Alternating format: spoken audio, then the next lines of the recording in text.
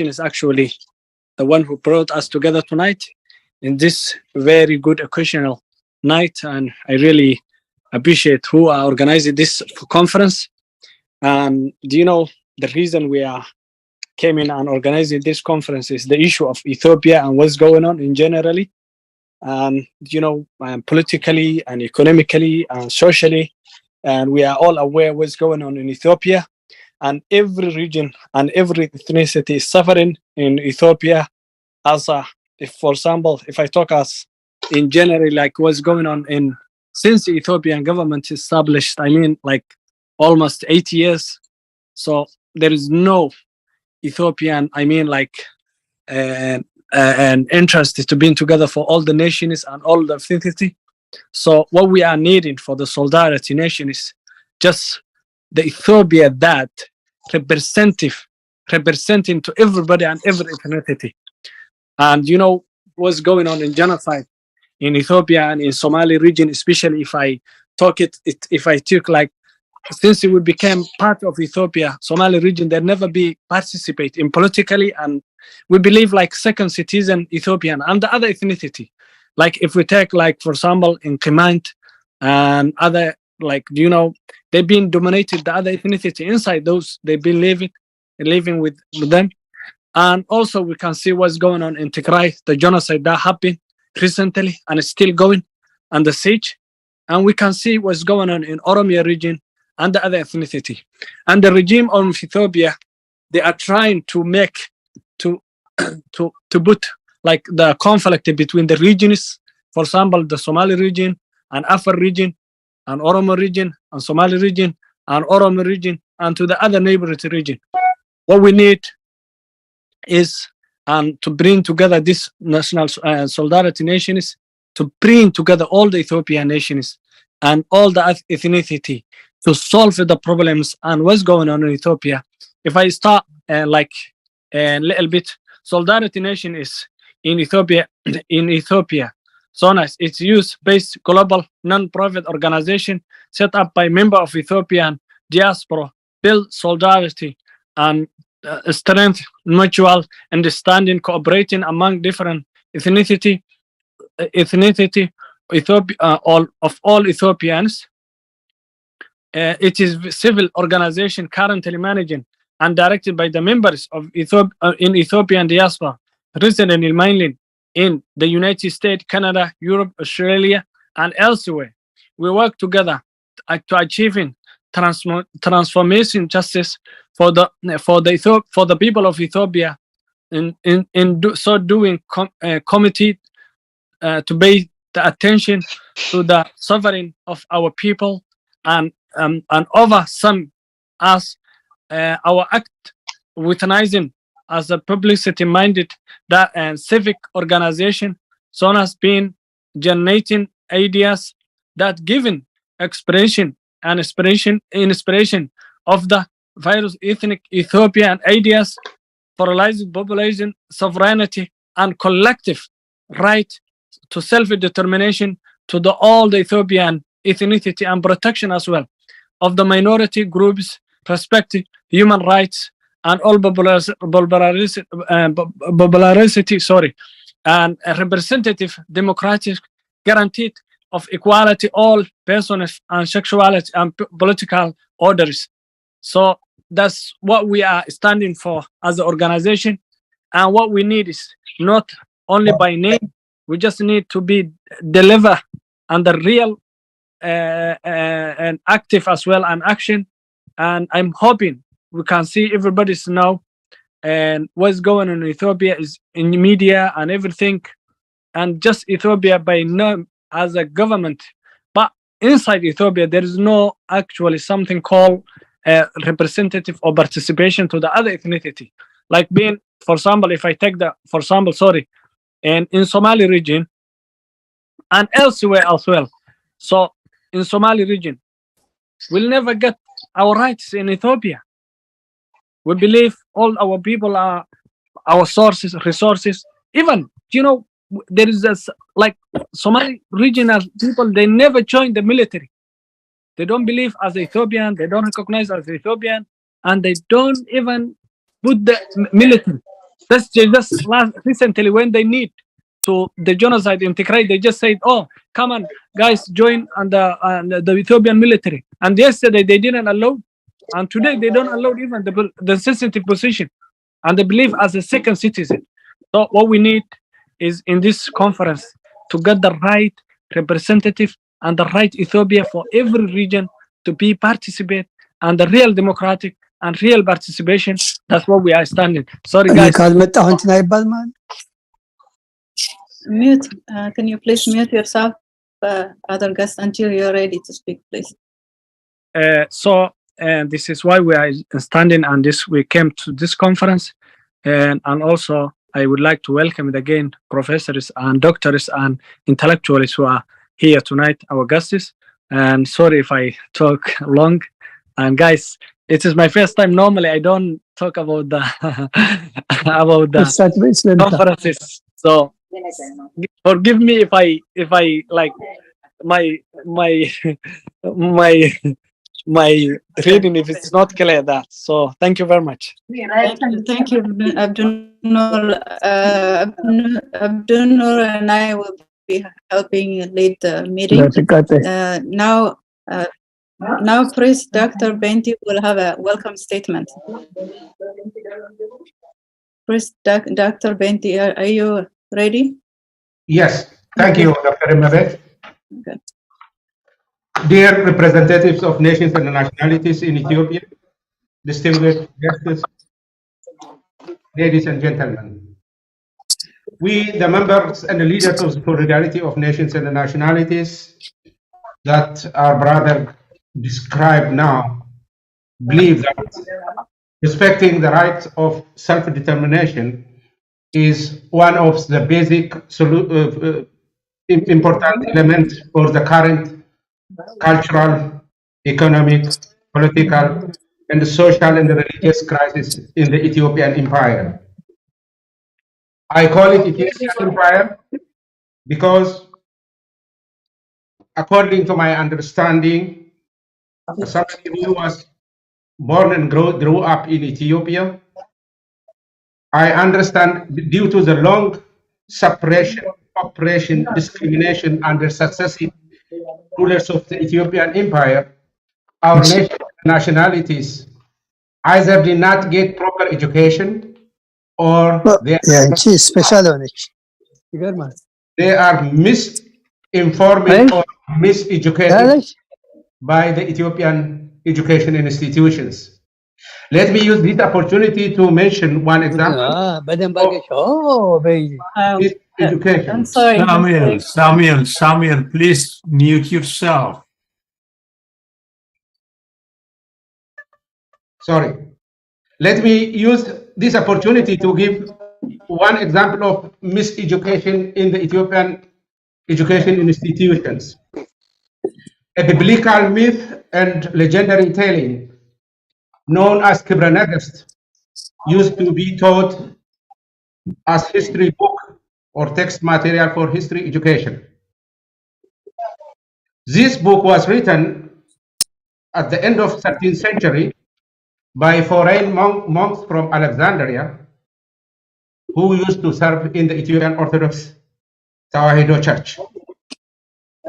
This book was the main source for history education. Today, many Ethiopians and politicians and Ethiopic scholars speak of the 3,000 years old Ethiopian state using Kibra Nagast as their main reference. However, no modern historian, no anthropologist, linguistic scholar, biblical scholar, or other scientists agree that Kibra Nagast is history book. As a theologian, I know many myths, biblical myths written in this so-called history book. For us, the modern scholars, Ethiopian is rather the product of the 19th century colonialism. You all remember that the colonial powers were scrambling for Africa, and especially in their Berlin conference, called also Congo conference, they agreed to help Menelik II of Abyssinia to expand his territories to the current Ethiopian state. Using all support from these imperialist, colonialist powers, especially from UK, France, and Italy, he occupied and fought against neighboring nations and nationalities, defeated all independent states in the south, and established the current Ethiopian empire in 1900. Even then, the name Ethiopia was not the name of the country. It used to be Abyssinia and Ethiopia sometimes. It was 1931 that Emperor Haile Selassie officially adopted the name Ethiopia in its constitution. Before that, all countries were having their own names and living as independent states. Having defeated these states, Menelik II confiscated their land and distributed to three groups, what they call CISO in their language. 1/3 was given to his government, 1/3 was to Amara settlers who used to be his soldiers and settled in the southern nations and nationalities, and 1/3 was given to the Ethiopian Orthodox Tewahedo Church. Not only that, Menelik adopted a Naftanya system of administration, what we call unitary ideology of politics. One country, Ethiopia, one emperor of Solomonic dynasty, one language, Amharic, one religion, Ethiopian Tewahedo Orthodox Church.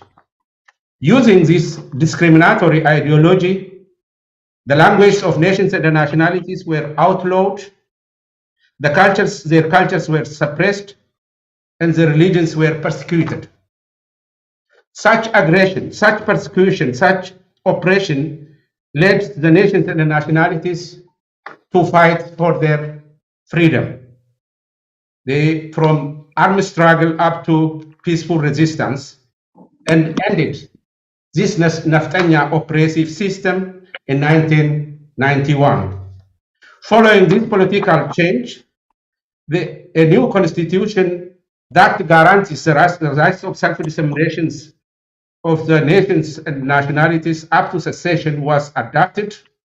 Ethnic form of federalism was adopted as a minimum response to the quest of the nations and nationalities in Ethiopia.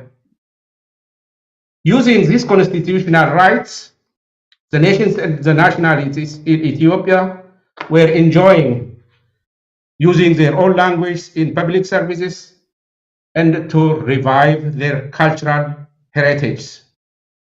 However, due to some greedy and democratic leaders of the Ethiopian People's Revolutionary Democratic Front leaders, the ruling party violated its own constitution and began to persecute opposition parties and their followers. Once again, the oppressed nations such as Oromo, Somali, and others had to continue their freedom struggle that lasted more than 2 decades and forced the EPRDF government to accept the so-called political reform in 2018. I say it is the so-called political reform. This reform was just hijacked due to the failure of the strong solidarity between nations and nationalities, and Dr. Abiy, the former security chief of the EPRDF, and his collaborated groups of Neo-Naftanya hijacked the so-called reform. Right after taking the power,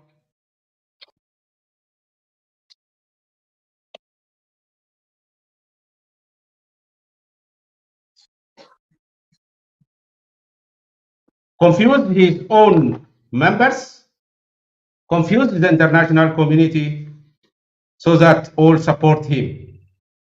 But after that, he continued his genocidal war using religion institutions as his tool in the Oromo, Benishangul, Gumuz, Kemant, Agao, Tigray, Walaita, and other nations.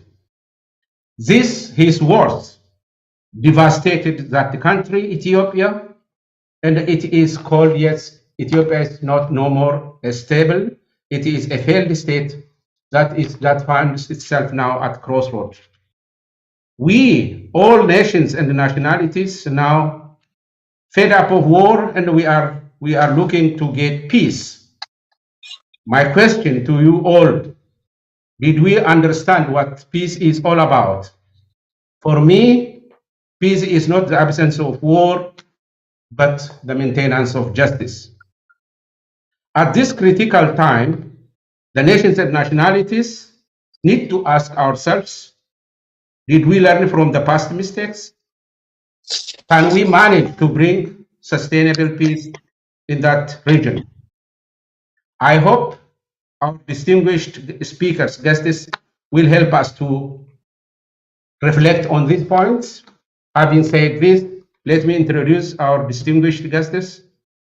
The first was, I don't know whether he is here, Dr. Tsagai Ararsa, who is Melbourne-based legal scholar specializing in Ethiopian constitutional law, human rights, and legal theory. He is also the president of Solidarity of Nations and Nationalities. His topic will be self-determination in the context of the modern Ethiopian history. The second distinguished guest is Professor John Kincaid.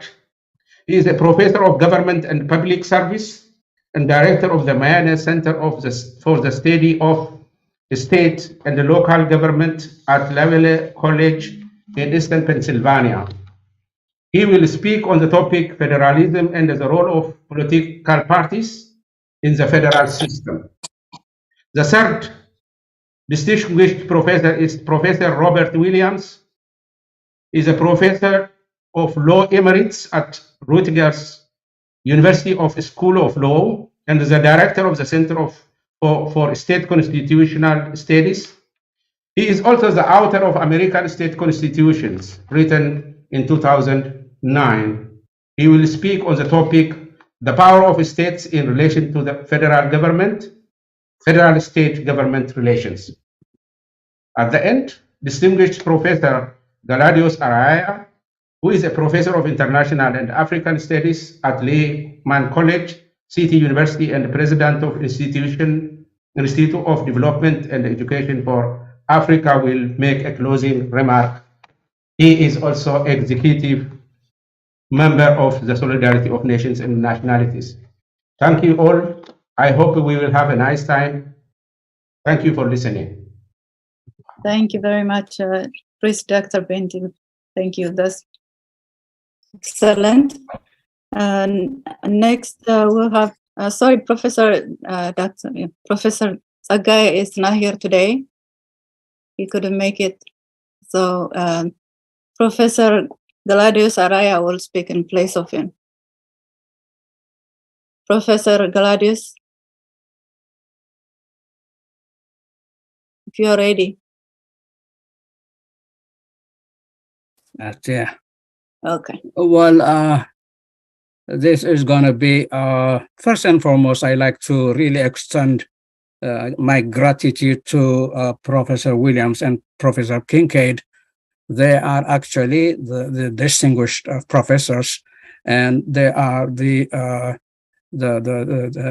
honored guests for Solidarity. I am a member of Solidarity, and most of you are members of Solidarity, but I want to thank them. But anyway, this assignment was given to me now. So I am familiar with the subject matter.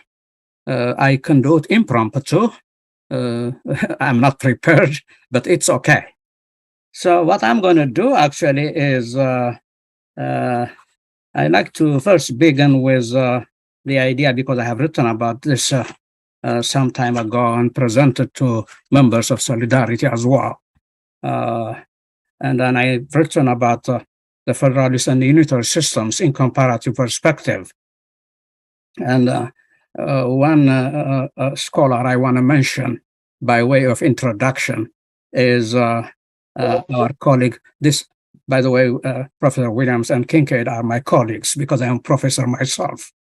But one other colleague from in Chicago who written so many pieces on federalism is Michael Pagano. And he said once, I remember, the 21st century might be destined to be federalism secolo di oro, its gilded age, the finest hour. So 21st century is for federalism. And in defining what federalism is, it is almost always the result of careful deliberation, agreement and choice and compromise among constituent members. It differs from other forms of plural and multi-level governance in that it contains a strong commitment to balanced equality. Balanced equality, that's the central theme of federalism. And in its philosophical sense, furthermore, these scholars and myself agree that federalism can be understood as a way of approaching politics that acknowledge group identity alongside individual identity. However, it is a particular form of group identity that federalism acknowledges, a special, locational, or territorial one. This is very important. And above all, the federal system rests principally on the degree of autonomy that the constituent units enjoy within the political system. This is how we should understand what federalism is. And now what I want to do actually is try to compare and contrast the Ethiopian and some other federalisms. The relationship and authority of states and the federal government are governed, in the case of the United States, by the Constitution. The federal government delegates certain enumerated powers, while all other powers not otherwise prohibited by the Constitution are reserved to the states. Incredibly, this was directly emulated by Ethiopia in its constitution. What I just read, what is not prohibited by the Constitution is reserved to the states, is Amendment 10 of the Constitution of the United States. In Ethiopia, it's Article 52, number 1, that says what is not for the federal government is reserved for the regional states. More or less the same, actually, really. But in the case of Ethiopia, the government was much more stronger and centralized as opposed to the regional states, which were operating at the behest or whim of the federal government. But compared to present regime, Abiy Ahmed, that literally eliminated the authority of the states, that of the EPRDF, the former government, was by far better in terms of respecting the regional states' powers that already enshrined in the Constitution and respected the relative autonomy of the 9 regional states. During the EPRDF, the regional states used to elect their presidents. Those are what we call governors in the United States or other countries. They were named as presidents in Ethiopia, governors of the regional states. Now, Abiy, in violation of the Constitution, appoints states presidents. And as a result, the balanced equality between federal government and the regional states is altogether eliminated. Many other federal systems, including that of the US I mentioned already, and Germany and Belgium, have created strong national governments anchored in the diversity of the constituent parts. Diversity is respected. That is the respect of the diversity of the various cultural groups and linguistic groups in Ethiopia. Additionally, in the US, we have the national Governors Association. This is actually unique when it comes to the United States. We have the National Governors Association that serves as checks and balances, that also monitor the overall relationship between the federal government and the 50 states, as a matter of fact, in the United States. There was no such type of association in Ethiopia, although there were mayors' annual conferences where they were actually sharing experiences. And by and large, that's what I see. From other things I presented last time to my colleagues here in Solidarity, I mentioned actually several countries like Brazil, like India, like Germany, and like Belgium. They are all federalisms, but they can differ in some aspects. In Germany, for instance, even cities like Berlin are part of the federal structure. And then some civic organizations are also involved in the federal system, including some banks, by the way, in Germany. And Belgium used to be a unitary state, but upon considering the rights of the minority German population in Belgium, it converted itself to a federal system. And the whole idea of federalism is to bring the balanced equality I mentioned already, and human dignity, which is very important, recognition of the diverse cultures of the people that actually make up any nation state that we consider or see around the globe.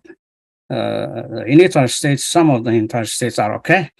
Sweden, for instance, the United States, they have a fair system, but it's not going to be like the federal government or systems, because the federal system is deliberately designed to redress the problems that the minority people especially encounter. That's the advantage of a federal system. So this, by and large, I hope my two colleagues are going to say more than I do. But what I like to do now is add a little thing of the principles of the General Association I mentioned, General Governors Association I mentioned earlier. So the federal action should be limited to some situations in which the constituent authority for action is clear and certain. Federal action should be limited to problems that are truly national in scope. Federal action should be sensitive to each state's ability to bring a unique blend of resources and approaches to common problems. Unless the national interest is at risk, federal action should not preempt additional state action. And in the case of the United States, Congress should not interfere into the state's revenue systems. State standards should be preserved. The judicial branch should respect state authority. The 10th Amendment should be observed. States should be actively involved in cooperative effort to develop policy and administrative procedures. So it goes on and on and on. This could be actually observed universally in many federal states. So with this, I end the federal system analysis on my part. I was not prepared, I told you, impromptu, but it's okay. Now, I'd like to touch a little bit briefly for a couple of minutes on self-determination theory. Self-determination suggests that all humans have three basic psychological needs: autonomy, competence, and relatedness that underlie growth and development. This is more of a psychological thing and applies to not only the nation state or the states and people of diverse cultures, but to even businesses, organizations as well. My interest of self-determination in the context of the many topics that we're going to do today actually denotes the legal right of people to decide their own destiny in the international order. Self-determination is a core principle of international law and enshrined in a number of international treaties, including the United Nations Charter, Article number 1. The principle was incorporated into the 1941 Atlantic Charter that evolved into the United Nations Charter. Okay? And most importantly, Woodrow Wilson also came up with the idea of self-determination of peoples based on respect for the principle of equal rights and fair equality of opportunity, and to have the right to freely choose their sovereignty and international political status with no interference. However, Wilson, ignored the self-determination of the African people and other dominated people in Asia and elsewhere. That was the problem. Otherwise, I really admire the 14 points of Woodrow Wilson as well. One other thing that I want to mention with respect to self-determination is the right of self-determination of people is recognized in many other international laws adopted by the UN General Assembly in 1970, the Helsinki Final Act adopted by the Conference in Security and Cooperation in Europe in 1975, the African Charter of Human and People's Rights of 1981, and then again the European Charter of Paris for a New Europe adopted in 1990, and the Vienna Declaration and Program of Action in 1993.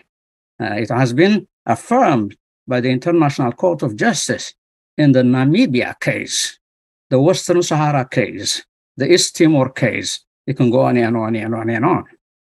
But to conclude, I want to mention some people actually don't even know this person I'm about to introduce you. His name is Aimé Césaire. He was a Pan-Africanist, a poet from a little island in the Caribbean by the name Martinique. He was fighting for the liberation of Black people and the independence of African countries as well from colonialism. So once, with respect to self-determination, he said, a political and social regime that destroys the self-determination of a people also destroys the creative power of that people. With this, I conclude. Thank you. Thank you, Professor Gladius. Excellent presentation. After this, we will have a question and answer session about for 10 minutes.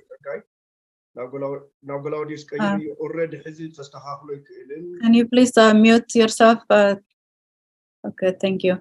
So if any of you have a question, you can click reactions and you can click raise hand so that we can see who has questions.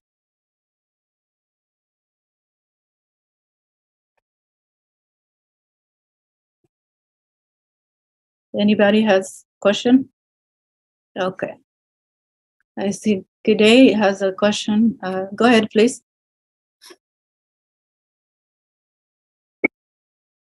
Thank you, the panelists and the chairperson.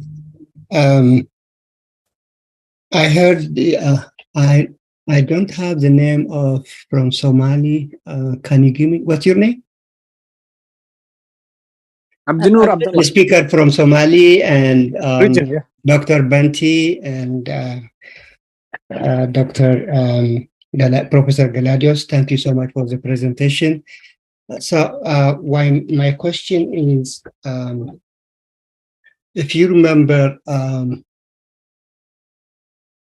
after Dr. Abiy came to power, TPLF was campaigning for nations and nationalities to stand with the people of Tigray.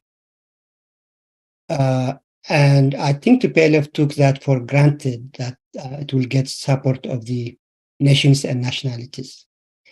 But this never happened. In fact, after the war broke, the nations and nationalities stand in support with Mr. Abiy Ahmed to campaign against TPLF and implement his project of extermination of the people of Tigray. What happened here? Why, as you mentioned, the people, the nations and nationalities were subject of subjugation, assimilation. They were not allowed to use their language, practice their culture during the old regime. And now, all of a sudden, they stood with the people who are campaigning for the unitary government. What went wrong on this? What happened to the nations and nationalities? And my second question is, during the APRDF time, the questions were fair distribution of wealth related to issues of maladministration and for more democratic rights. However, now the questions has become a question of safety and security. And people cannot go back home from office, from school, without fear of being arrested, killed, or what have you. So when you look things retrospectively, do you think that the change of the government was a bad idea? Thank you so much. Thank you for your question. If anybody else have a question, we can probably combine, and Dr. Gladius can answer together. Otherwise, Dr. Gladius, if you could just answer the question. Yeah, please. I can, Mr. Gooday's concern and question, I have understood it perfectly. The problem is when the TPLF went back to Tigray, it was too late to talk about nation and nationalities. That was when the TPLF was weak. When the TPLF, along with the APRDF, was strong, when it was exercising power in Addis Ababa. And then, of course, I give credit to the APRDF for coming up with the idea of federalism and the idea of regional states. It happened for the first time in the history of Ethiopia. However, like I mentioned earlier, the central government was stronger than the regional states. The regional states were really operating at the whim and behest of the central government. So already when EPRDF was in power in Addis Ababa, the powers of the regional states, the nationalities and nations was weakened. By the time the TPLF was ejected and went back to Mekelle, Tigray, and Abiy Ahmed emerged with a group of people who were granting revenge against the federalism, against the nationalities, who were on behalf of the unitary state. So they've used every avenue to eliminate what the EPRDF did earlier in the federal structure. So there's nothing you can do. It was too late. By the time, I remember very well, they had conferences in Mekelle, several of them, which I appreciated, by the way, but it was too late. By then, Abiy and his cronies were organizing themselves at a fast rate. It was very, very fast. They've done it. That's why they managed to mobilize the people, and the people were not conscious enough. There was no consciousness, lack of consciousness, lack of knowledge of history, everything. So it doesn't matter whether they had a federal structure or not. Abiy could easily mobilize those people against Tigray. They've done it. So that's the main problem. And shall I add a little bit the first answer? If you finish it, Doctor. Sorry. Go ahead. Abdunor. Yes, actually, thanks, Doctor. You answered it actually, and thank you very much. I appreciate it.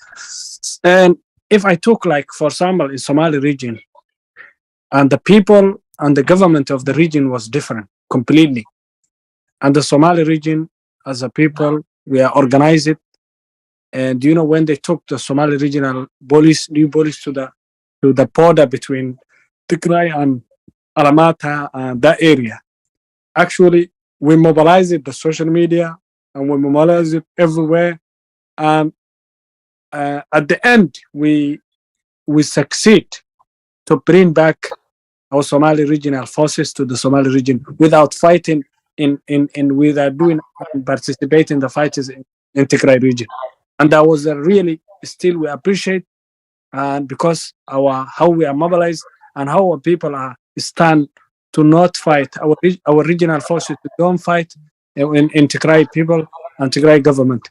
And at the end, they said, actually, we are suspicious. Maybe the Somali regional forces, they joined to TPLF, and that's why they brought back to Jijiga. So that's what happened, and that's really one of the things, and one of the good things that we did in as a mobilizing Somali regional forces. And Somali people took that role, and the government of Somali region, they are not happy that mobilizing, and they accuse us we are spoilers as a diaspora, and they name it, even one of the names, and one including my name, and one of those are spoilers. So I think all the regions, they are not same. Some of the regions, they participate, they are forces and they are contributions and everything.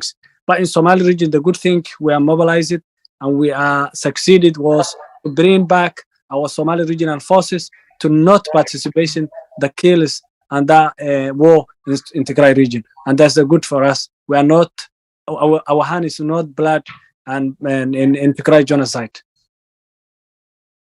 Dr. Ahmed, maybe I will add just 1 or 2 minutes also to the answers.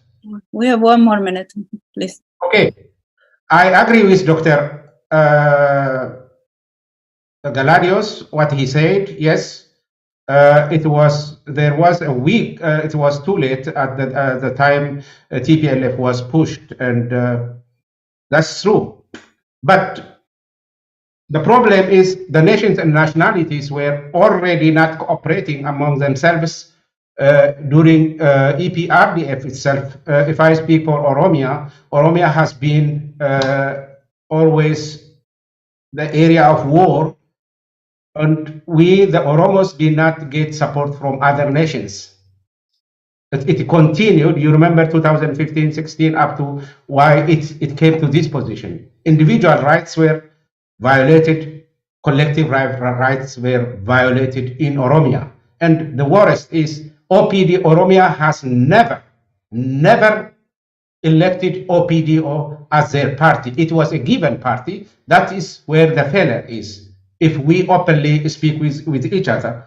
So OPDO has never and is never party of the Oromo people trusted. That's one thing. And 2018, when Dr. Abiy came, the whole Walaga was under command post before Tigray war, and other nations and nationalities just looked when Abiy was killing the Oromos in Walaga, Guji, and Wallo. So what my appeal is that the past is the past. What about the future? The future is, the solution is that nations and nationalities who believe in self-determination should cooperate and work together to bring sustainable peace, not only in Ethiopia, in the Horn of Africa region. Thank you. Thank you. Thank you very much. Our next speaker will be distinguished Professor John Kincaid.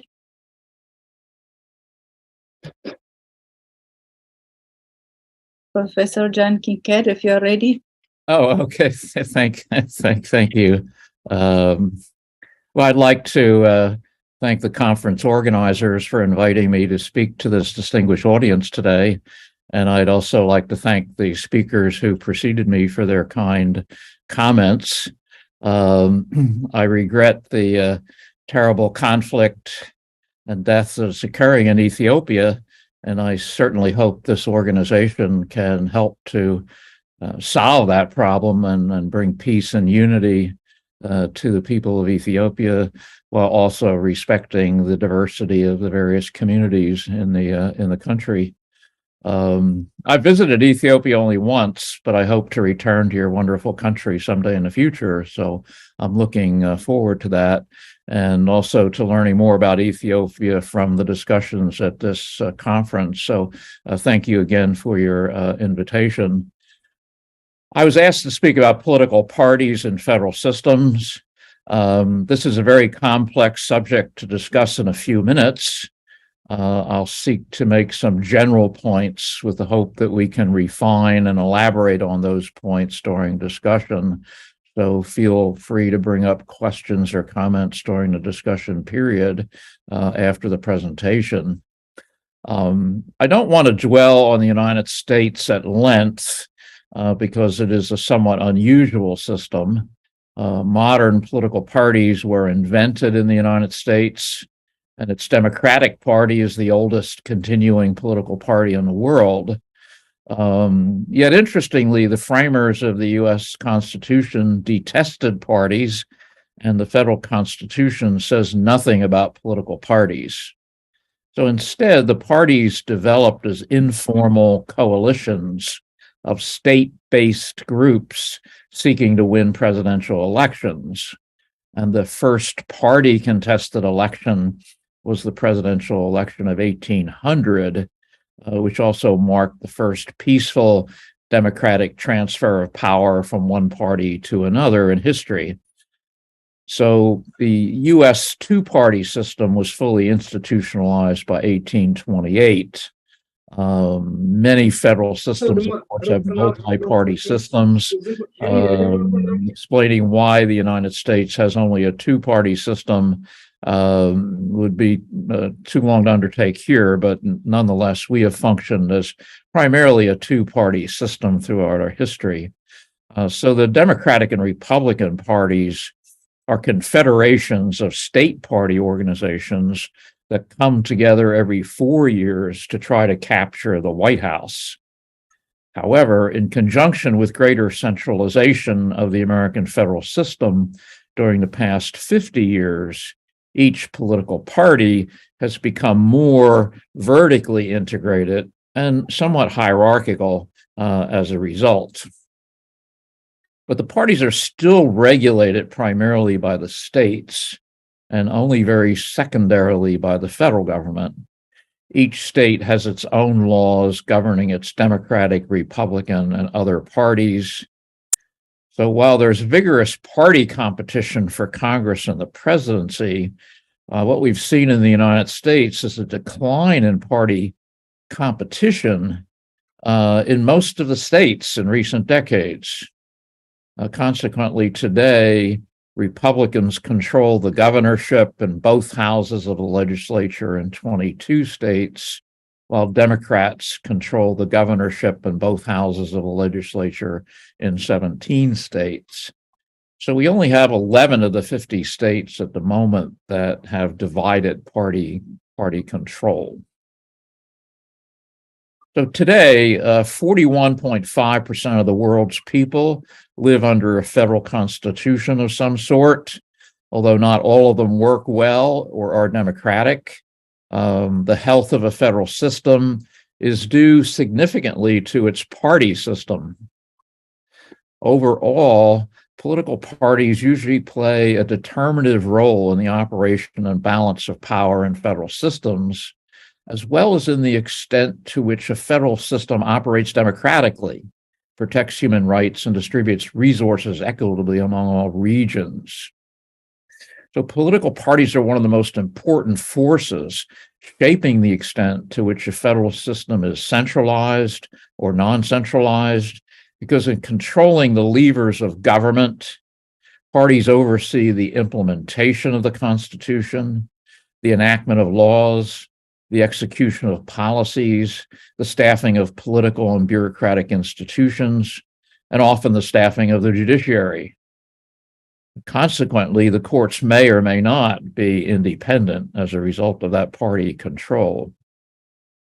So centralization in federal systems is usually associated with integrated party politics that emphasize national unity and ideologies that cross-cut territorial cleavages and also control by the same party of both the national and the constituent governments. Parties also distribute benefits to various constituencies in ways that strengthen or weaken federalism as a system of self-rule and shared rule. That's an important, I think, pithy definition of federalism, a system of self-rule and shared rule. And so, for example, the party that controls the national government might send resources to constituent governments that support the national party and deny resources to constituent governments that oppose the national political party. So these party dynamics between parties in the regions and parties in the national government are very important to the functioning or malfunctioning, as the case may be, of a federal system. So as such, parties can be seen as independent variables influencing the operation of federal systems. Now, party ideology is also very important.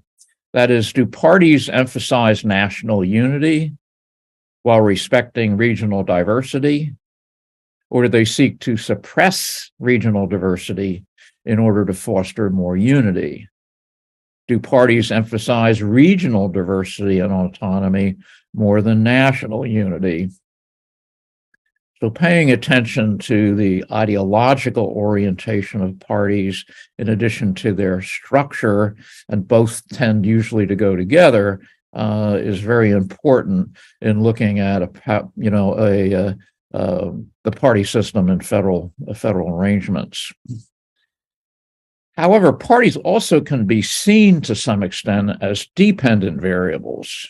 All right, different types of federal systems may motivate or virtually mandate parties to develop vertical linkages between constituent governments and the national government, linkages between constituent governments and the national government, and linkages between constituent governments themselves, or dualistic structures characterized more by the independence of the constituent political party organizations and their national party organizations. In federal systems, party organization and competition occur within a territorially complex system that involves multiple and interconnected territorial jurisdictions and orders of government. Consequently, parties play important roles in integrating or disintegrating these multiple arenas of power and competition.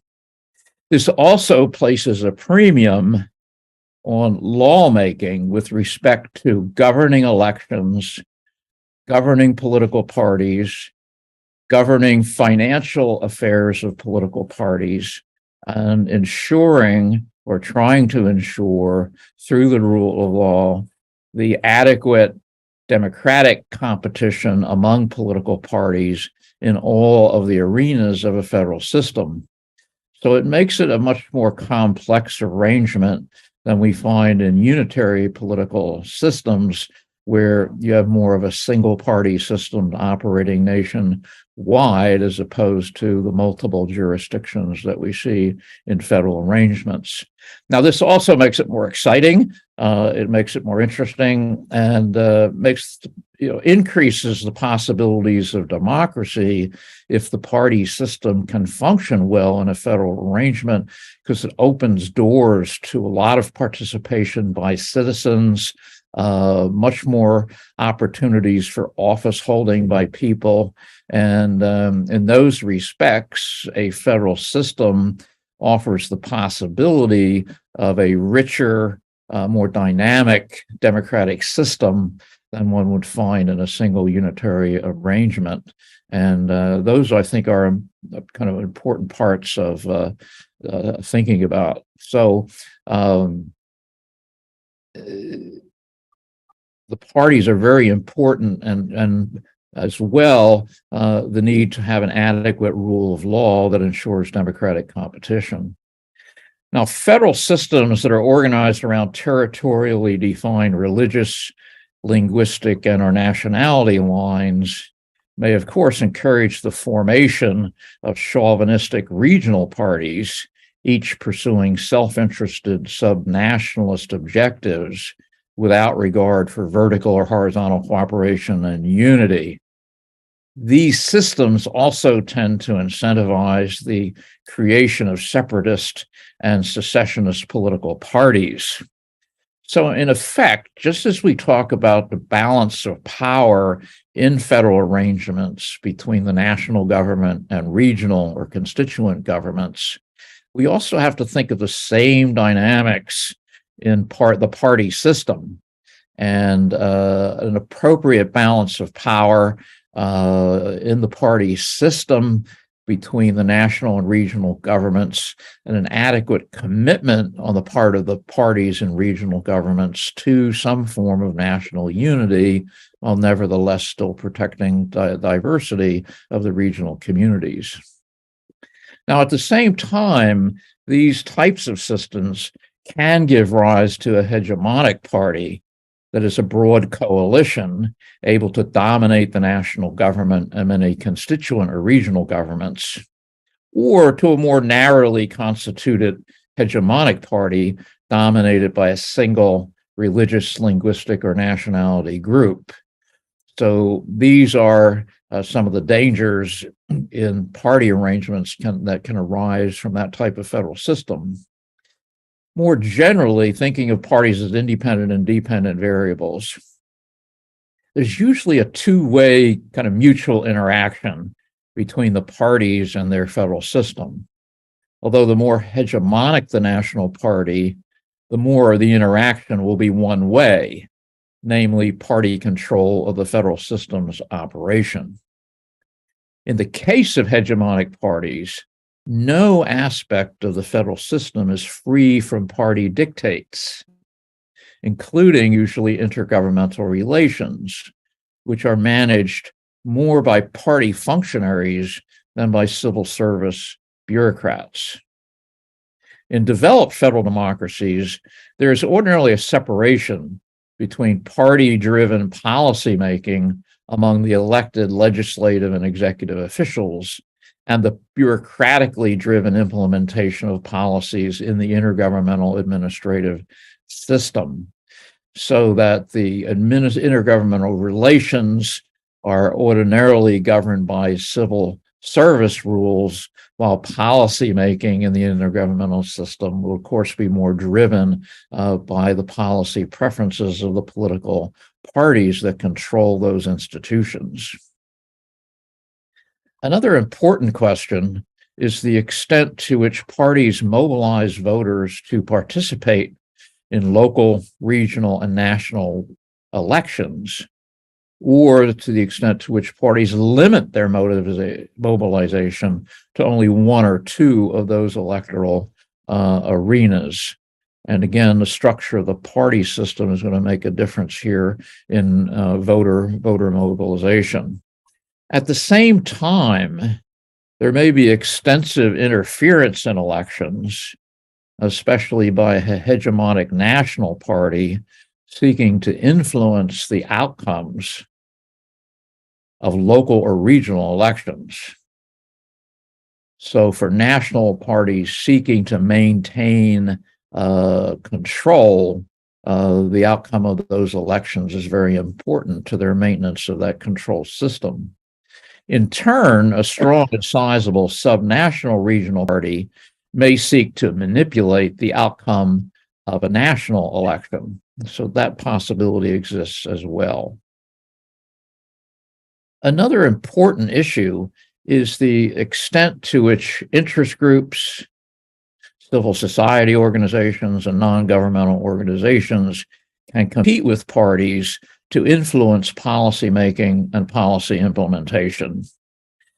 Here, I think we can make a rough generalization, and that is to say that given the importance of parties and federal systems, we also need to be attentive to the equal and competing importance of civil society organizations, non-governmental organizations. These institutions also need to flourish, in part as a check on a party system becoming too ossified or too controlling, too hierarchical, too hegemonic. And so in constructing a federal political system, in addition to the party system, I think we also need to be attentive to how robust these civil society organizations are as well, in being both competing with and compatible with the political party system that's operating in the federal country. So although we can make some rough generalizations about parties and federalism across federations, in the final analysis, each federal system and its party arrangement is unique.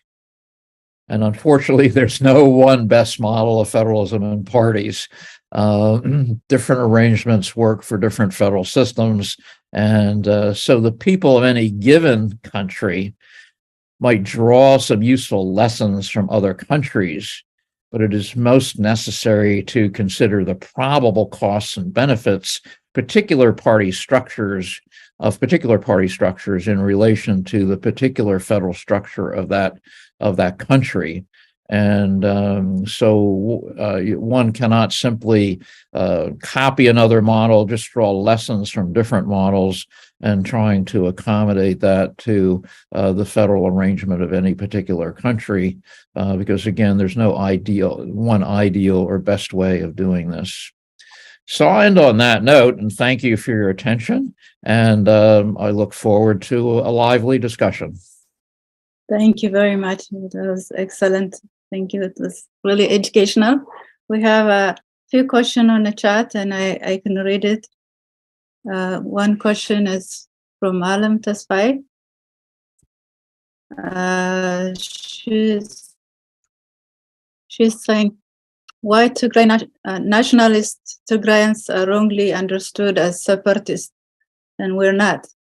We're just Tigrayans in nationalism. We're undergoing genocide, cruelty approved by the US and the rest of European society.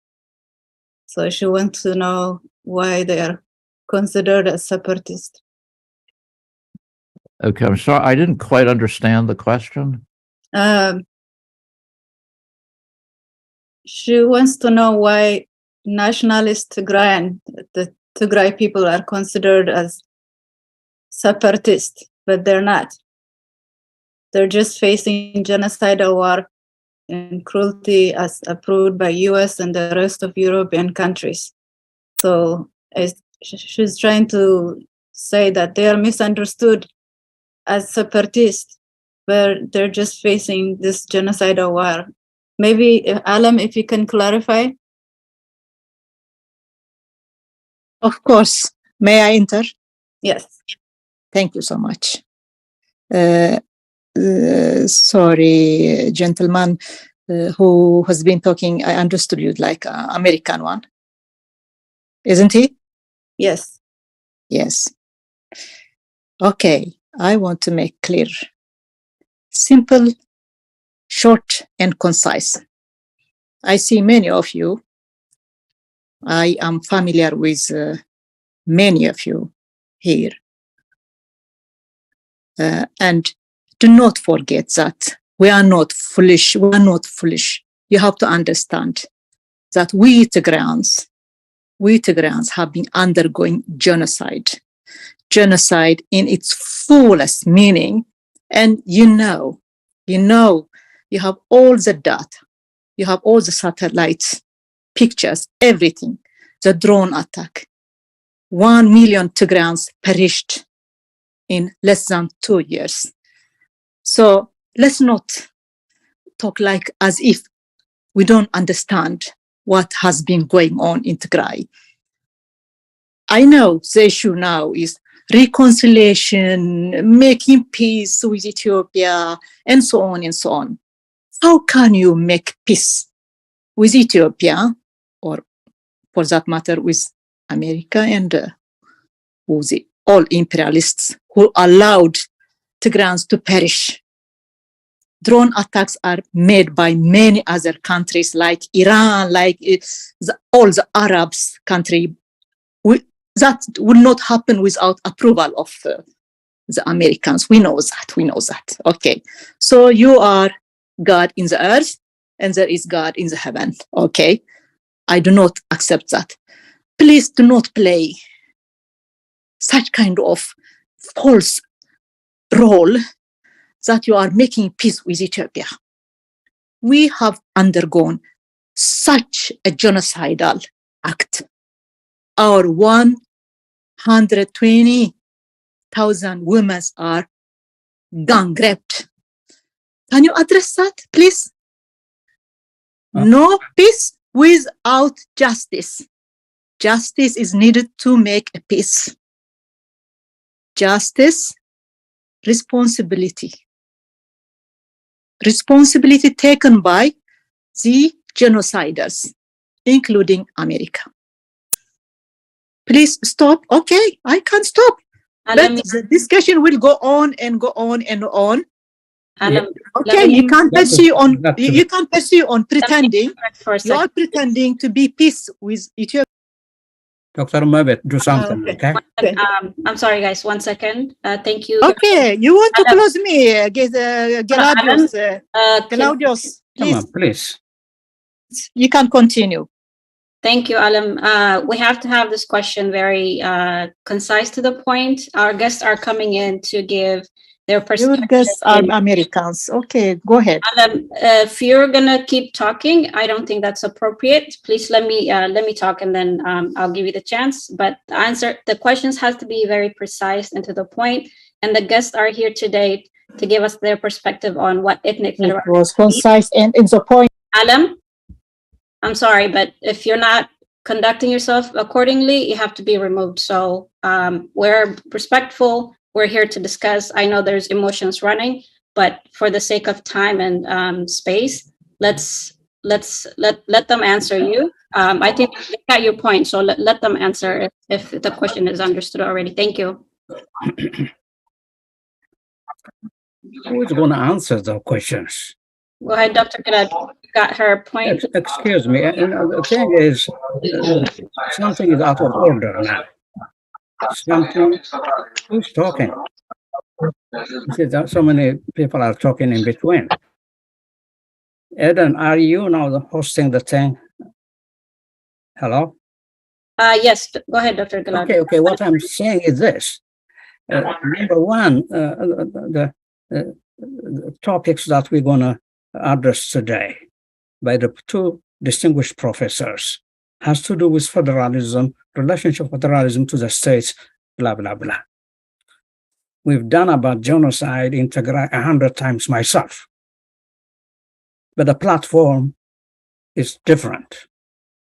That's why Professor Kincaid could not understand, for instance, when the question was forwarded to him, why were the Tigrayans called separatists? He could not understand it because he could not relate it to his own presentation. They called them secessionists for sure, in order to subdue Tigray, not just the TPLF, but subdue Tigray. And the objective was to eliminate the people of Tigray. But that's not now directly relevant to the topics we're talking about. So some questions have to be relevant. You have to control it to Eden. It's your responsibility, and Dr. Mabet as well. So if there are other questions, please entertain those questions. Okay, so we're taking question related to the federalism and the role of political parties in the federal system. So I have another question. I'm going to read from chat from Abara Paulus. So he's saying, could you please elaborate on pros and cons of political parties formed by ethnic lines rather than political ideologies?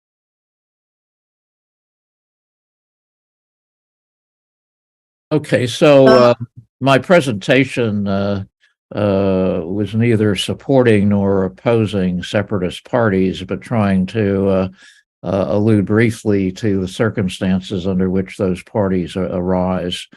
So it's quite natural, again, in a federal system that is organized along ethnic or nationality lines, there is more likely to be the development of regional parties that are ethnically or nationality based or linguistically based.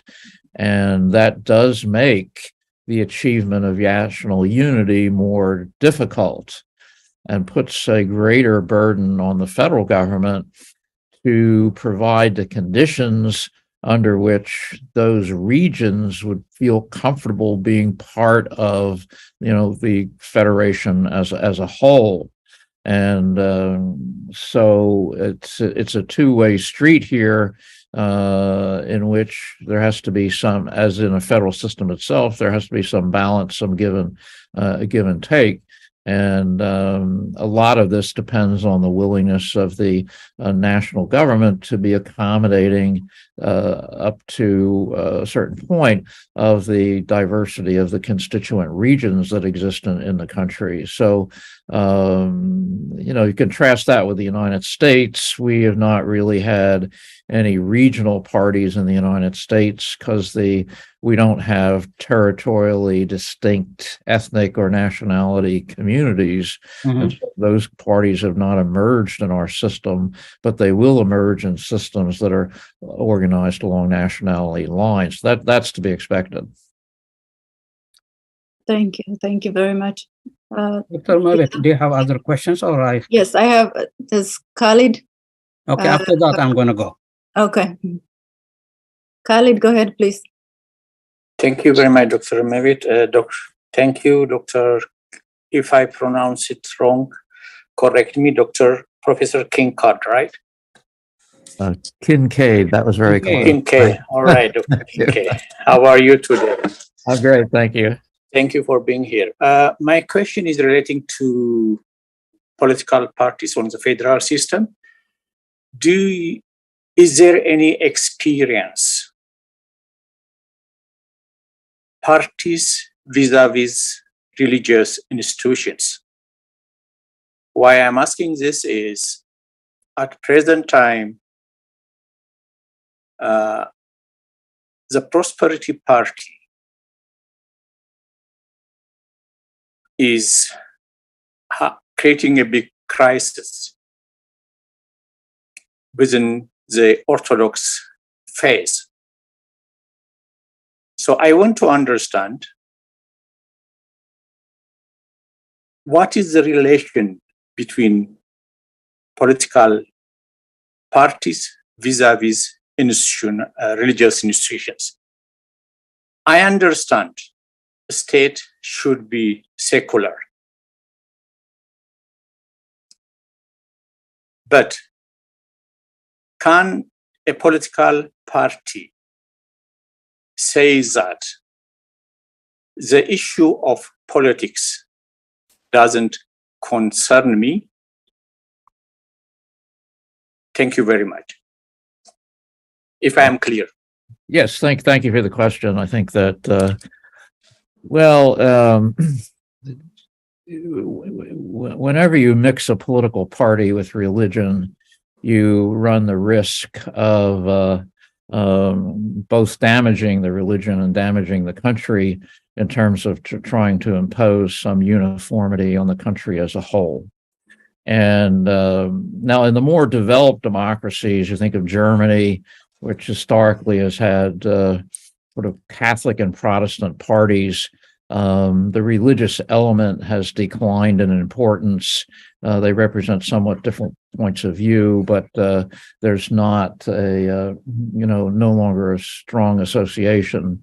But if you think of the Prime Minister Modi's party in India, pushing a very strong Hindu line, one can see the consequences of that type of party system. So generally speaking, it seems to me, in my view, the more one can separate the parties from religion or downplay the role of religion, the healthier that will be for a federal system. Because in any multi-religious society like India or Germany, trying to impose any kind of single religious view is certainly a problem, and may also create problems for the religion itself, since not everyone who is an adherent to that religion may necessarily agree with how the political party interprets that religion. Thank you very much. I think we are out of time for question and answer. Thank you, Professor John Kincaid. That was excellent presentation. Thank you very much. Thank you. So our next speaker will be distinguished Professor Robert F. Williams. Professor Robert, go ahead, please. Williams. Thank you very much. I want to join Dr. Kincaid. Can you hear me? Yes. I want to join Dr. Kincaid in thanking the organizers for putting this important conference together. And I think we can already tell how important this is to the people of Ethiopia. And I join him as well as in the hope that these problems that are taking place there can be resolved, and that peace will return to the country of Ethiopia. I was going to give a sort of an outline of the American arrangement of power and authority between the national government, the federal government, and the state governments. And I want to start with the origin of our constitutional structure. We have a much shorter history than most federations, just somewhat over 200 years. But to some extent, we believe that the origin of a federal system will affect the division of power between the national government and the states. And by this, I mean, if like the origin of the United States, in the United States, the federation was created by what would become states, the 13 colonies, came together. So we call it a sort of a coming together federation, by contrast to a unitary country that decides to devolve power to component units or states.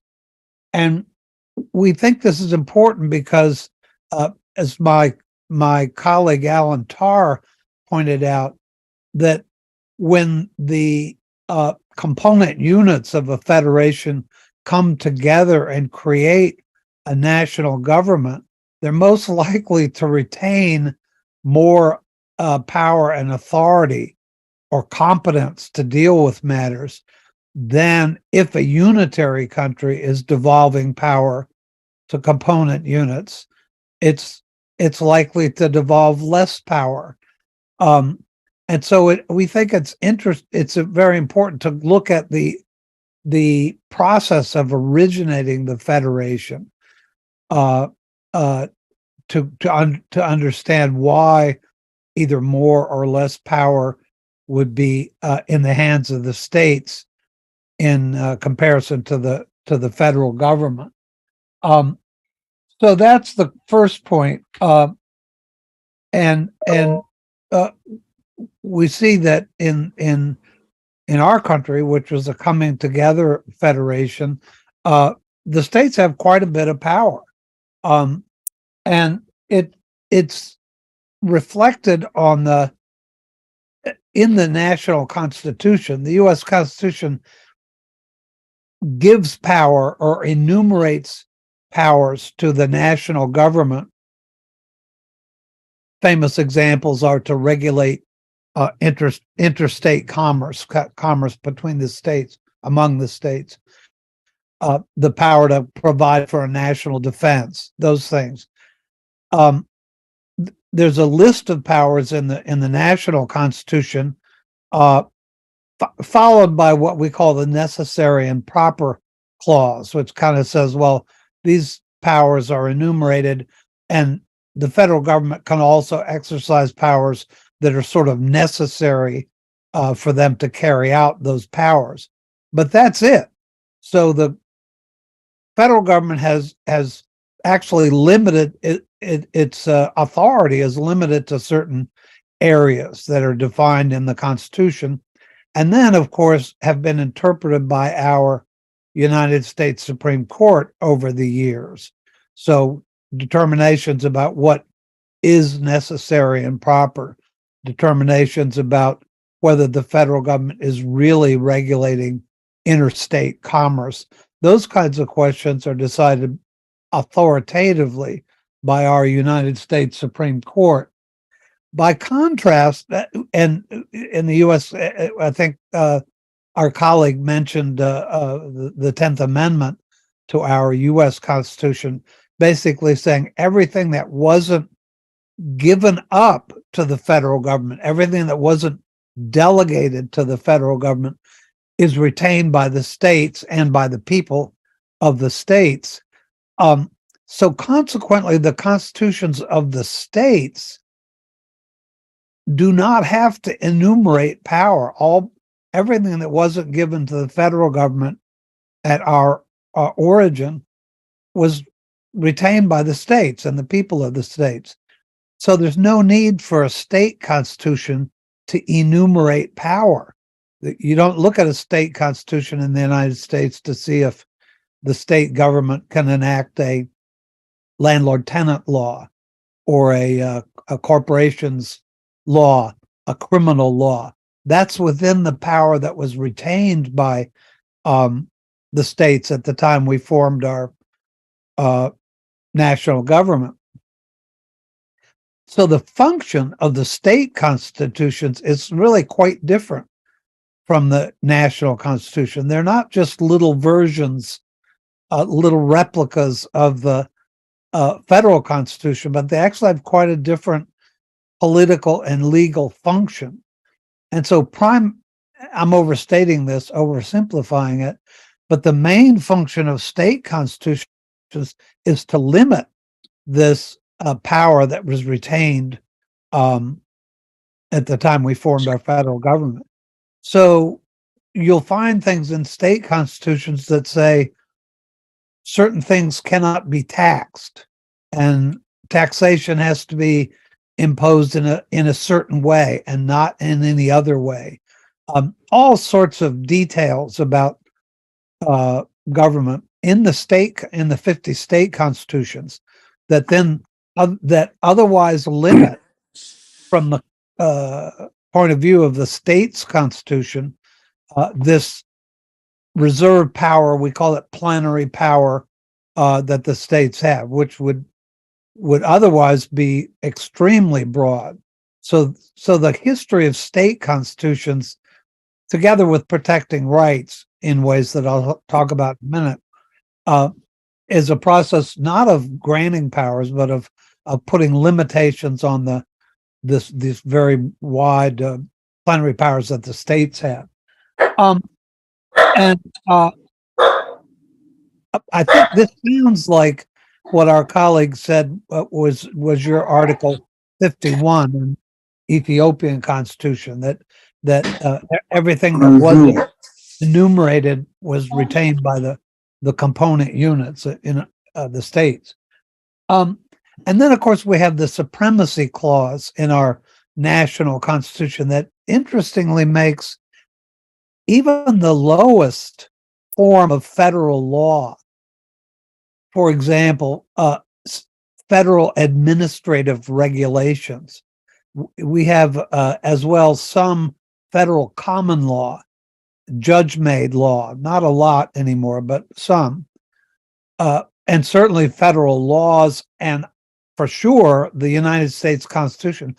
All of those are the supreme law of our country. anything, and it's even in the text of the Supremacy Clause, anything in the constitutions to the contrary notwithstanding, the constitutions of the states to the contrary notwithstanding. So the drafters of the federal constitution took care to make sure that any kind of federal law would take precedence over even the highest form of state law. Now, this has to be qualified by the point that federal law has to be valid, and that's up to the U.S. Supreme Court.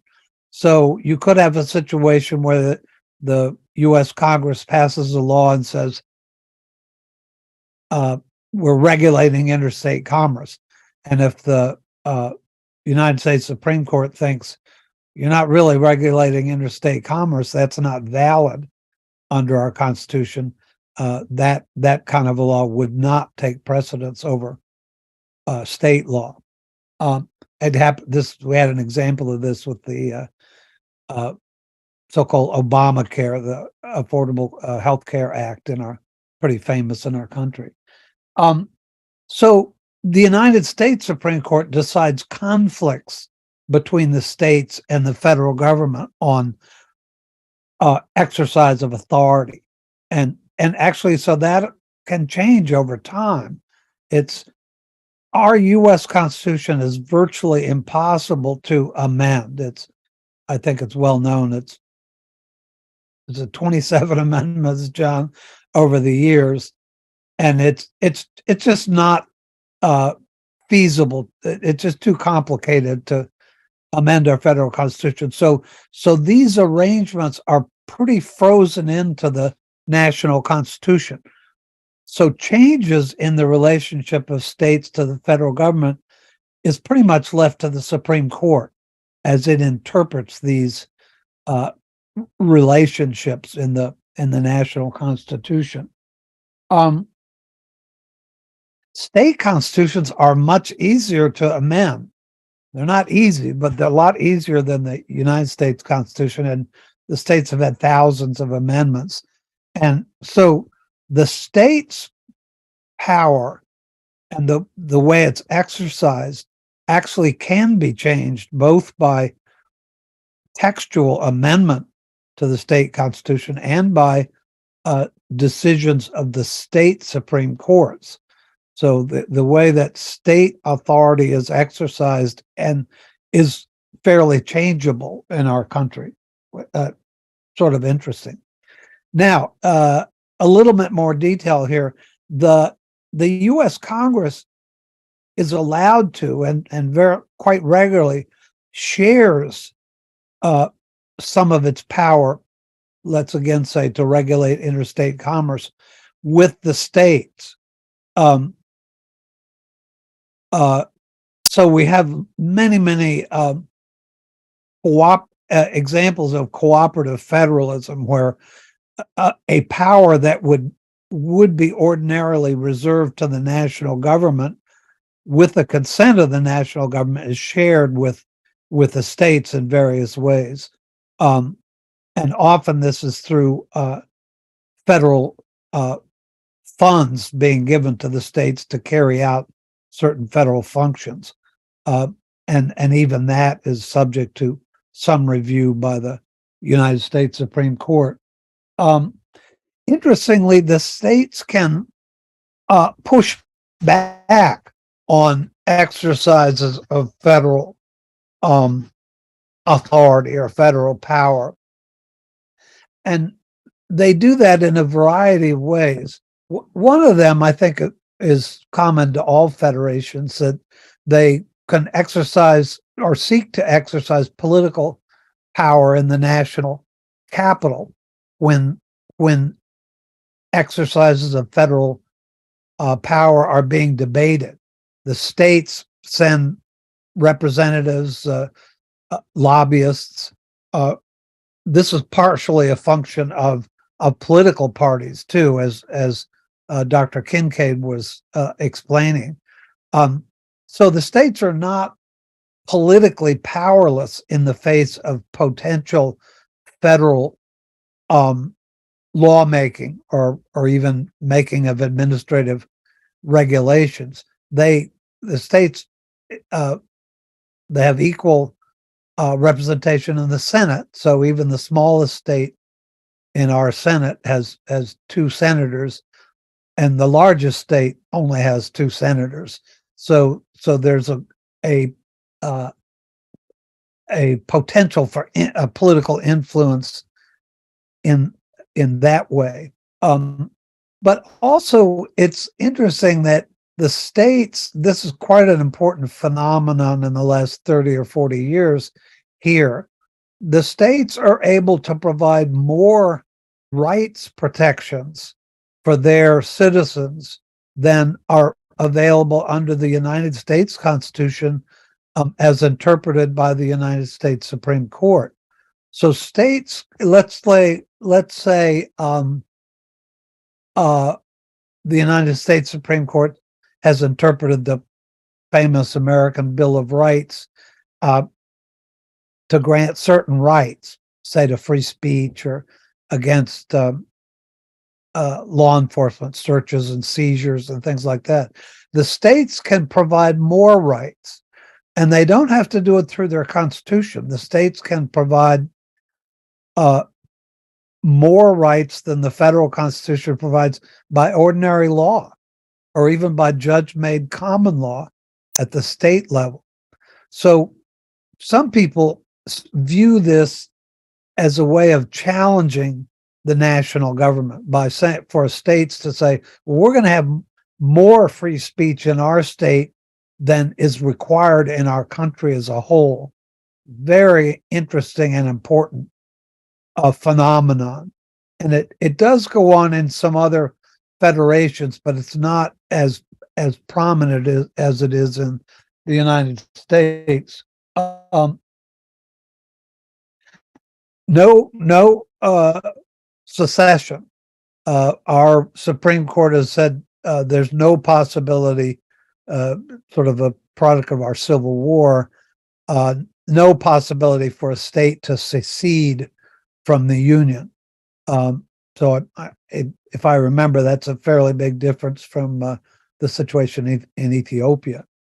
I mentioned that the states have equal representation in the Senate. There's some opinion in America that should be changed, but it's really quite unlikely that it'll happen anytime soon. Finally, we have in our federal constitution the authority for Congress, our federal legislative branch, to admit new states. So there are discussions here about statehood for Puerto Rico, possibly Guam, some of these U.S. territories. So that's an authority that is exclusive to the U.S. Congress. A state couldn't, on its own, decide to join the American Federation. So that's an outline, I think, of the relationship of state governmental authority to the governmental authority of the national government, federal government here. And we, unlike a number of federations, we don't utilize a list or a catalog of competencies. We do it in the U.S. Constitution for those enumerated federal powers, but the national government does not include a catalog or a list of state powers because of the essentially the 10th Amendment or your Article 51 that says, well, if it's not enumerated in the national constitution, it's left to the states and their people. So that's a kind of a shorthand description of our system, and I'm open to questions or discussion, and I appreciate the opportunity to be here. So thanks very much. Thank you very much. That's very, very well. Educational. Thank you so much. We appreciate your time. Next, distinguished Professor Gladius Aria will have a closing remark.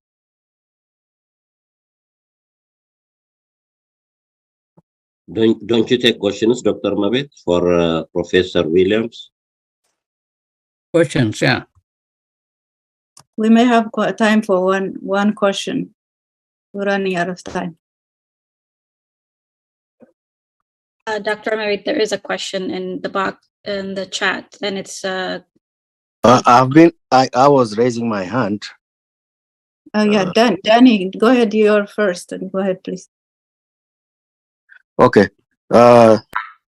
Thank you, everybody. I really thank the professor who just elaborated about the American Constitution and the nature of this geographic federation. My question is, as to Ethiopia, Ethiopia emerged from a feudal society, and the bureaucracy, the history of the bureaucracy is different. And after the emergence of federation in Ethiopia, before the change in bureaucratic structure, and this federation, the Mallas, I can call it Mallas Federation, was built on actually a unitary government prior to Mallas. So the problem started right there. Okay. Now, it's really hard for us to compare and contrast the American federal system with ethnic-based Ethiopian federal system. Is it safe to say it is very hard to create a federal system in a completely diversified society like Ethiopia, whereby some nationalities have upper hands in owning all the resources, bureaucracies, and highly educated groups? Is it safe to say it is impossible to create federalism in that situation? One. Secondly, is it correct to say start with confederation and go back to federalism rather than getting into this kind of confusion and creating one hegemonic party who can dominate the rest and eventually leads to the collapse of federalism? Can you answer this? Thank you for those questions. I believe that what you're talking about in the first question is the problem of the ethnic and linguistic basis of Ethiopian federalism, which leads to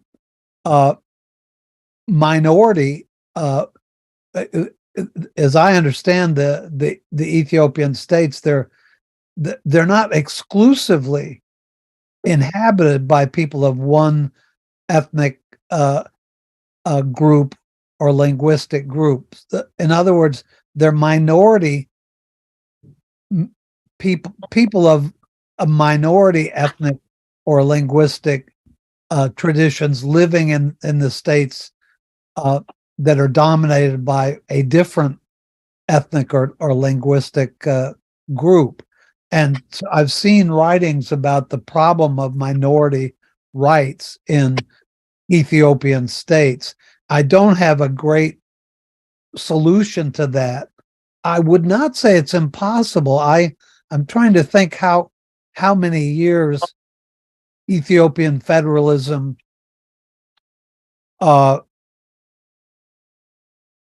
was handled peacefully before these problems have cropped up in the last few years. So I wouldn't say it's impossible, but it has a special set of problems compared to, say, a country like the United States that doesn't have these concentrations of ethnic or linguistic populations. The system in Ethiopia is going to have a separate set of problems, particularly including minority Okay. territories. Thank you, Professor Williams. There's a question in the chat. This question says, anti-federalists in Ethiopia argue that federalism is a threat to existence of Ethiopia. Were there a similar view in US? If there was, what strategy did the federalist forces use to overcome this? And let's see, do you have any suggestion to Ethiopian federalists to create a functional and sustainable federal system? Wow, in 1 minute? Maybe the first two. Well, people do say that federalism has the potential seeds of its own destruction.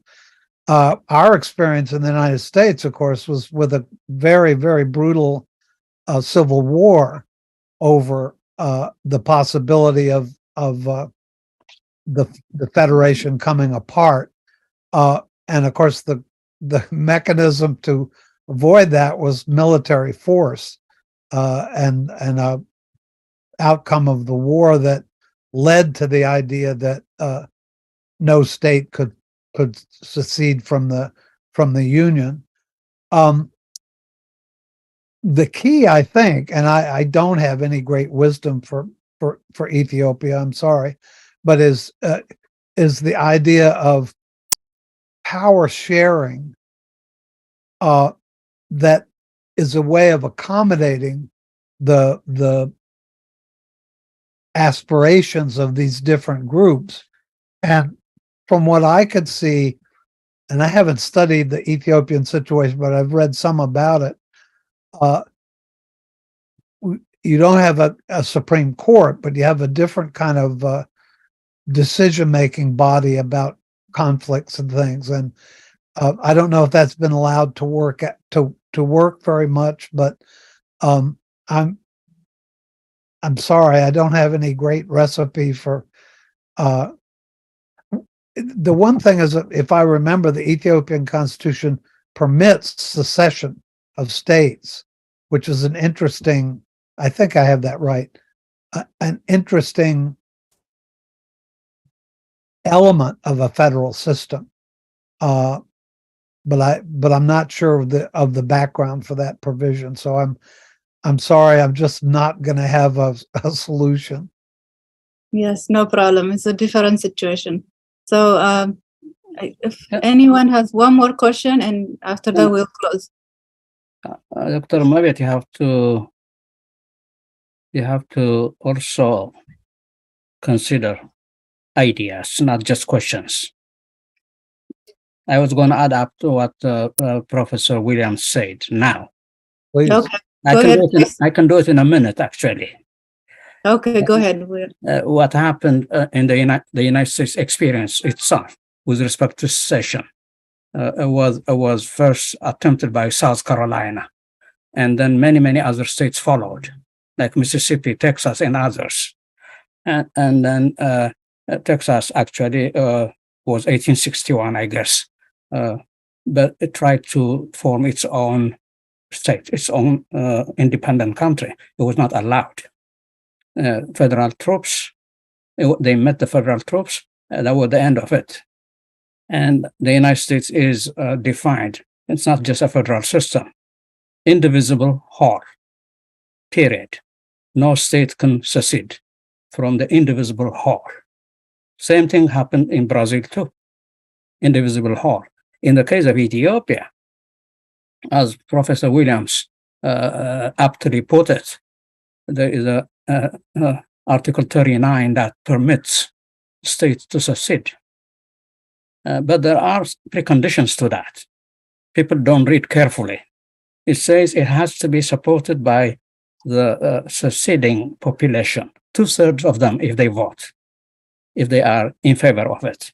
And then it has to be studied by the federal government for at least 3 years. It can't simply secede just like that.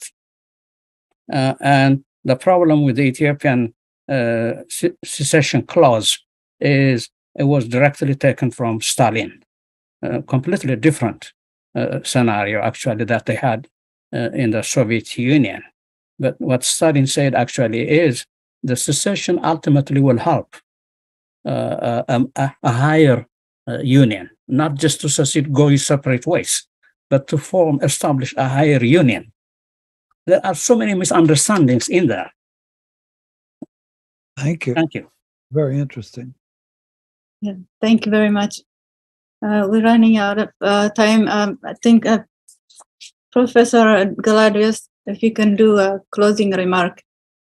Well, first and foremost, of course, I'm going to thank our wonderful professors whom I said earlier, you remember they are my colleagues in the academia. Of course, I don't know these two professors, but they are really great.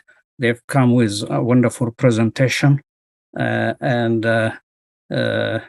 we've learned a lot from both of them, Professor Kincaid and Professor Williams, and especially the book that The Law of American State Constitutions. I did not read it. I want to read it actually, really. And what we've done today was really very successful. I'm very gratified that the two professors joined us today. But overall, we have understood the principles of state-federal relations, what federalism is, the consequences, sometimes they could have. In most instances, federalism actually outcome is positive, but it could have negative consequences like the Ethiopian experience. We've seen it ourselves. But believe it or not, my debut book that was published in 1995, the title is Ethiopia, the Political Economy of Transition. It was published by the University Press of America. In that book, I said the fact that the EPRDF came up with the idea of federalism, restructuring Ethiopia, giving a chance to the nationalities and nations, especially in terms of speaking their language and then flourishing their own cultures that were suppressed by the unitary state of Haile Selassie and others. It was a good idea, I said. I supported it. But I said, however, the political consciousness of Ethiopians is not that great. We have to admit that. The lack of knowledge of history as well of Ethiopians. Ethiopians have so many qualities. However, were they ready for the formation of a nationality based on ethnicity and language? I said in that book, it might have a negative impact.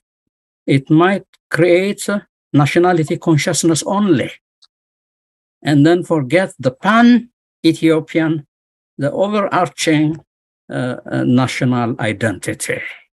And that's exactly what happened.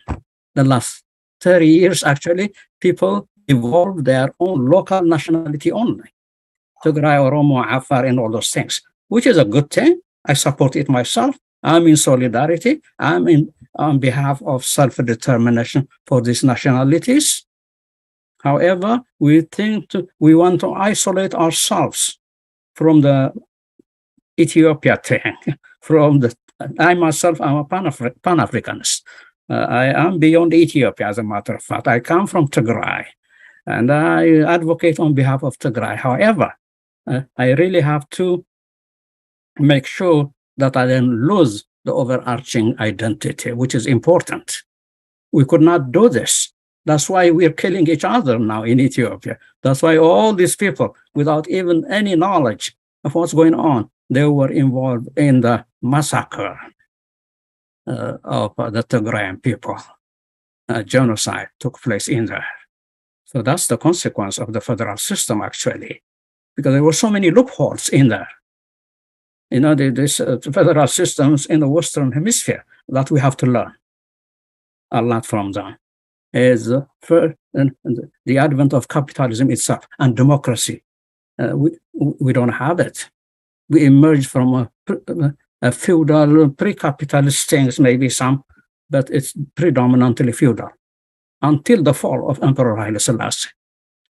So we had no basis of democratic political culture and a market economy. Both of them were missing links in the Ethiopian experience. So we have to learn a lot. We have to learn from these professors that came today. We have to read books. We have to elevate the consciousness of the Ethiopian people.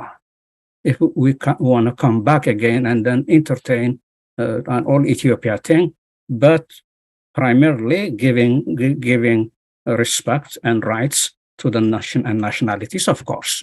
So what I want to see now, personally, is as a member of Society Solidarity of Nations, I want to see a new, completely restructured Ethiopia that actually gives greater autonomy to the various nationalities and nations in Ethiopia. That's the only way we can guarantee our togetherness. The federal system that was attempted, that was tried in Ethiopia, was okay, but it created only 9 regional states. Now I want to see now like at least 20 of them, because there are many others that are actually demanding to become a regional state too, like Walaita, for instance, like so many of them in the southern part of Ethiopia. If we can do that, then we're going to overcome the negative experience that we have gone in the last 4 years since the coming of Abiy Ahmed. And then the war is going to be between the unitary ideologues of Abiy Ahmed and the ex-Derg former military government, and then the chauvinist elements that want to see a unitary state of the former Emperor Haile Selassie type, one unified in Addis Ababa and crushing all cultures and languages. That's not going to happen. It will never happen again. But the nationalities and nations also should be extremely careful, because there's so many division among Ethiopians now. Even if the nationalities are theoretically entertaining some ideas of working together, it's not happening. So many problems that we've encountered in the last 4 years. So we have to overcome so many things now. So with that in mind, what I want to say is solidarity itself, our solidarity, should at least come up with some ideas that can elevate the consciousness of Ethiopians, and then help the United Front as well, which is weak now. When United Front was established a couple of years ago in Washington, D.C., but they are not operating as unified military movement that can do something to the central government. And then one other thing came also that we have to consider. Now the Pretoria Accord, the one that was formidable, that can challenge the Abiy government, was the TPLF. But now that's going to be compromised to some extent, because they've agreed to settle their differences peacefully. So what's going to happen to the other United Front, Oromia, for instance? Oromia is still fighting. What's going to happen to the other ones, like Afar, like Somali, like Gambela, like Benishangul, like Amant, like Agro? What's going to happen? We have to consider this seriously as well. That's what I want to say, and thank you so much, all of you, for participating today. on behalf of Solidarity of Nations of Ethiopia. Thank you, Professor Williams. Thank you, Professor Kincaid. And Thank you. thank you, Dr. Mabet, as well. And thank you, all of you, okay? Thank you. Yeah, I want Dr. Mabet, if you just give me 2 minutes. Go ahead, please. Go ahead. Yes, I want to thank Professor John Kincaid and Professor Robert Williams on behalf of Solidarity. As you might have understood us, Solidarity is unique association. You might have heard of Ethiopian associations. When you go inside, you will find only one ethnic group. But in Solidarity, it's different. All ethnic groups are represented in Solidarity. So we are trying to work together for our future. So when I ask both of you to come and deliberate your speech, you welcomed me without any hesitation. I am really grateful for that. Professor John Kincaid has done that maybe 2-3 years before. We are grateful to him too. And we know one thing, United States and Ethiopia, they have very huge difference in economy, in culture, in democracy, in many things. We are very far apart. Ethiopia is one of the poorest countries, and United States is one of the wealthiest countries. And when we get this experience, like what Professor Williams said, we're not, like what Professor John Kincaid said, we're not going to copy it. We will learn from it, and we will see how to implement it in Ethiopia in the situation that permits our condition. So I want to thank you. I hope we'll be working together. We need more of your experience. Thank you so much. Thank you very much. Thank you for all attendees. Thank you for all our distinguished guest speakers. Thank you for, sorry, for those of you who are not able to ask questions, please email us at solidarityofnations@gmail.com. If you have any question, and we can answer it to you offline. Thank you so much. But members of the Solidarities will remain after the meeting. Okay. Thank you so much. You have a nice day. Members of Solidarities, please stay after the meeting.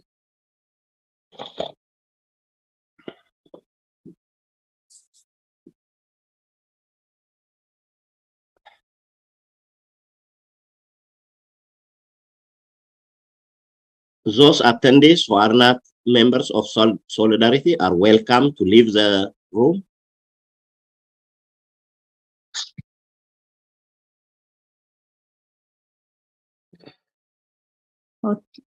ያ ሙሉ ጥሩ አረክ ይሄን ትንሽ ብናወራ ይሻላል ይሄ ነገር Thank you to the media too. We should have thanked for the media. ዳኒ በጣም ደስ ብሎኛል ደግሞ ያቀረብከው ጥያቄ በጣም ኪ ኮሽንስ ናቸው። Excuse me, Ande Mulu. We didn't thank the media who attended today. Could you please? Yeah, absolutely. Well, እንግዲህ of course ጃኖ ቅማንት ሚዲያ TMH ትግራይ ኦንላይን ከኛ ጋር ቆይቷል። ምናልባት የሳትኩት ካለ ልትጨምሩልኝ ይችላላችሁ። እነዚህ ወንድሞች ቀደም ብለውም ሲሆን ከኛ ጋር እየተባበሩ ነገሮችን ሰርተዋል። አሁንም ጊዜያቸውን ሰውተው ብዙ ስራ ሲሰሩ ነው የቆዩት።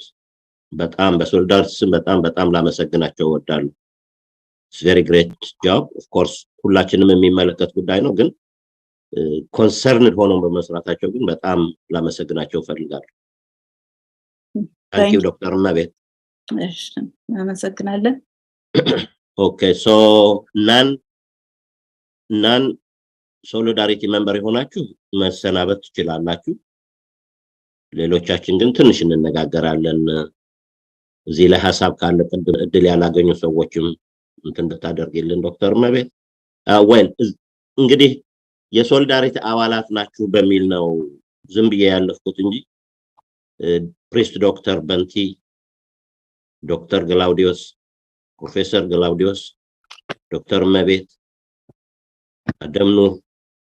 Abdelnour, ያደረጋችሁ ተሳትፎ I'm really proud of you. Really proud of you.